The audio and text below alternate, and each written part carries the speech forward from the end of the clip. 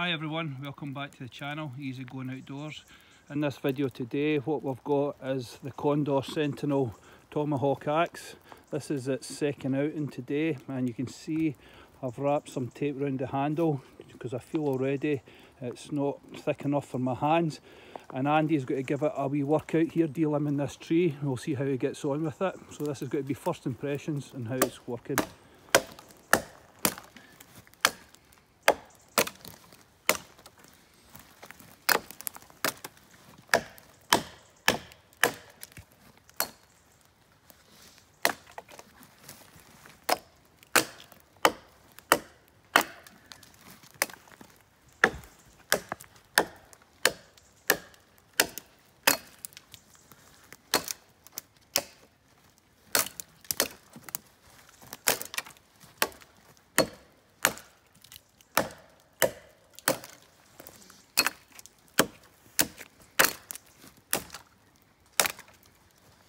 Can already feel a wee bit hot spot right there. Where's that coming from? What part?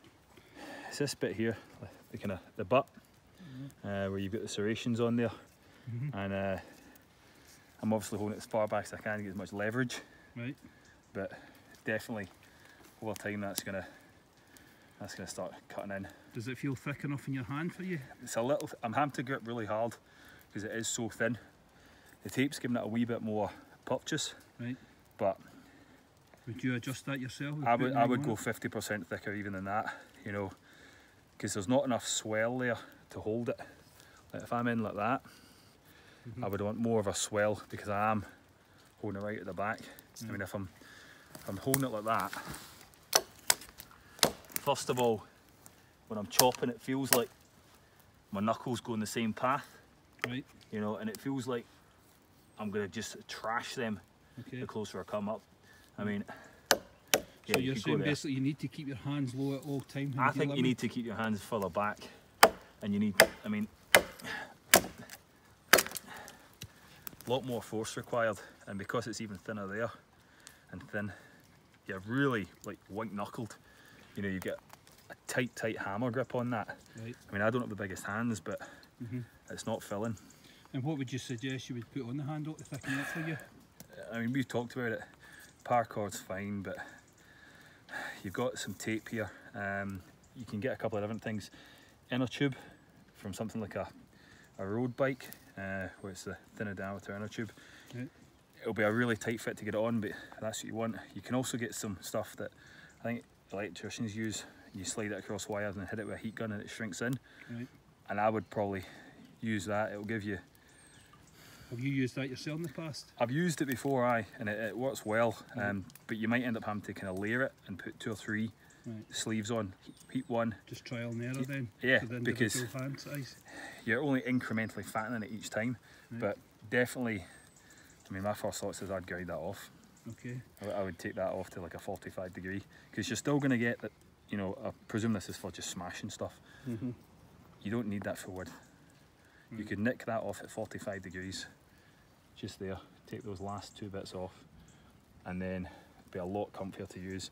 I would potentially even grind that a little bit more so I'd have more of a pronounced kind of end piece out of that, or I'd get something like hockey stick tape and build that up so that I've got a proper stop, and you know, I can grip it.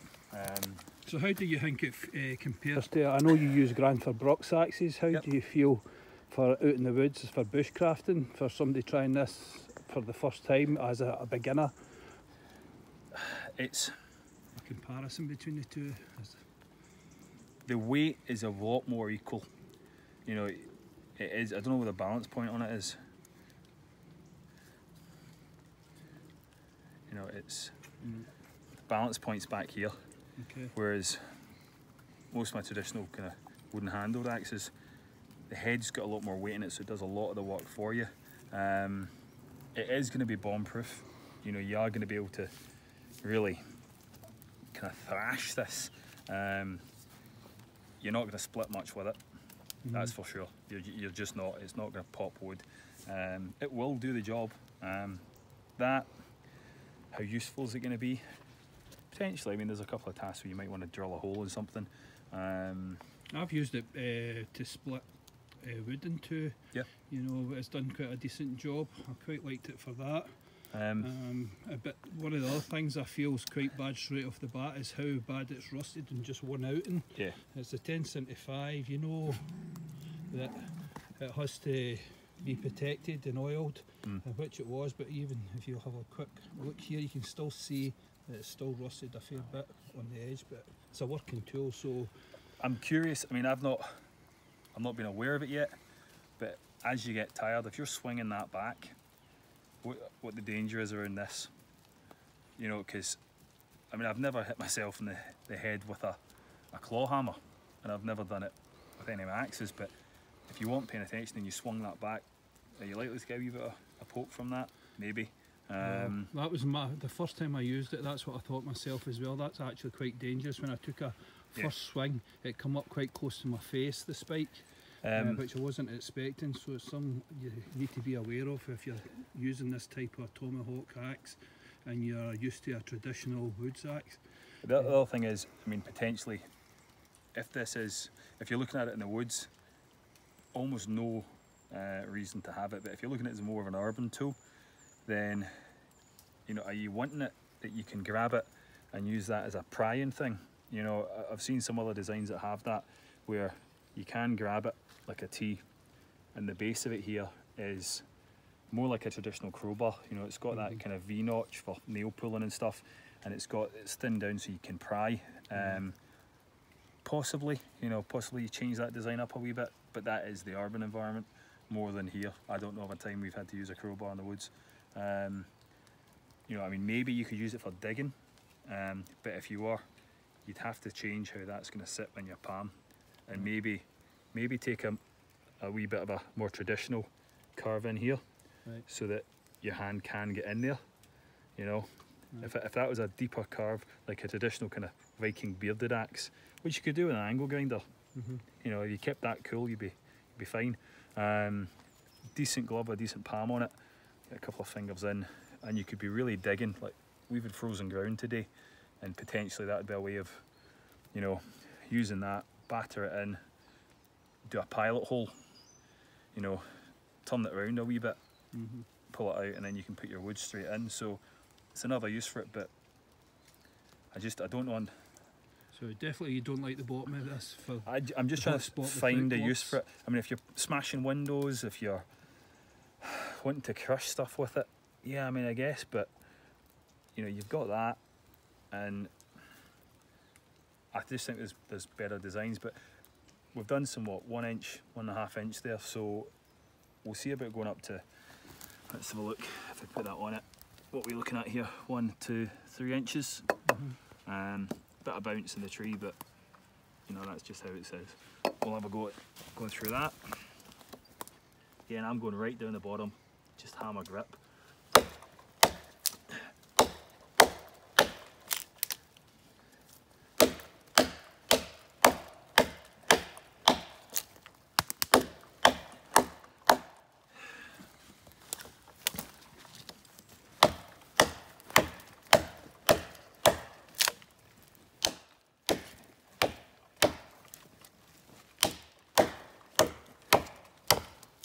Definitely sliding all the time. Right.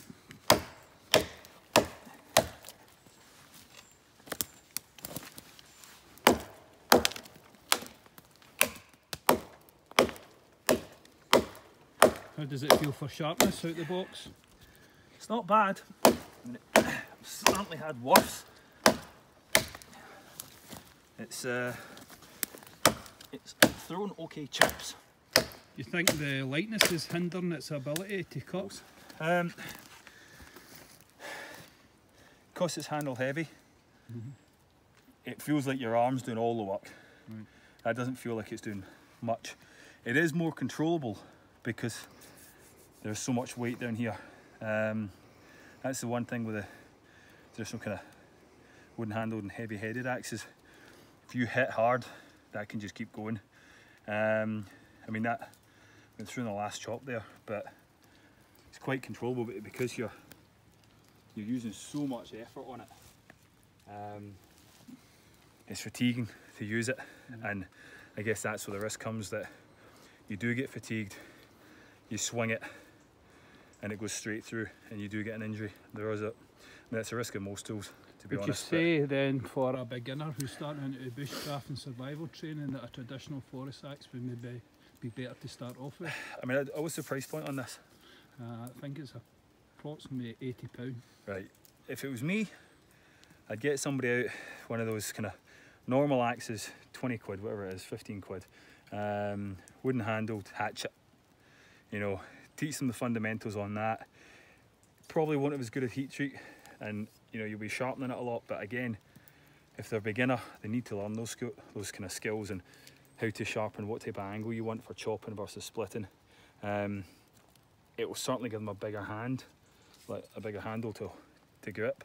You know, it just, I mean, I am on that is to the white knuckle, and it's still hit, slide, hit, slide, and so you're very quickly off the end of it. I would say spend a month with a typical, you know, £15 wooden hatchet. Figure out what you want to do, what tasks you're doing, because again, you can't hammer this. Right. You know, with a right. £15 you can. This is quite specific. I would say it's possibly more suited to urban than it is rural. Yep. But with a few modifications, grind that, maybe grind that a bit, or tape it. So you've got, you know, just like the end of a ice hockey stick maybe, I would be grinding in there so that I could get more of a beard. And again, we've not done it, but choking up to do feather sticks, it's quite an acute angle. I don't have the biggest fingers, but it's quite tight. I would maybe, yeah, I don't know if that's squared off in here, but I would definitely have one edge on this that I'd be able to strike a fire steel from. You could do it off of that, but I would square that. For £80, it's a lot. I mean, you're up against, this is a multi-tool. It's not a purebred axe. That's the difference. It's just what your tasks are. I would rather buy a grans force and a backhoe, you know, and that's a multi-tool set, and I would go through this in minutes with less risk and less fatigue. But one tool option for urban and rural, compact, a couple of modifications you can do to personalise it. Yeah. Right, well, thanks very much, Andy, there for first impressions on that, the Condor Sentinel. Well, if you like that, give a couple of thumbs up, a couple of comments and what your opinion of the axe is, if you've used it yourself and what you think. But as a beginner goes, well, maybe we should be looking at some other stuff for the woods to start off with, as Andy was saying there. So I'll catch you all in the next video. Thanks again for coming along with the channel. Catch you soon. Cheers.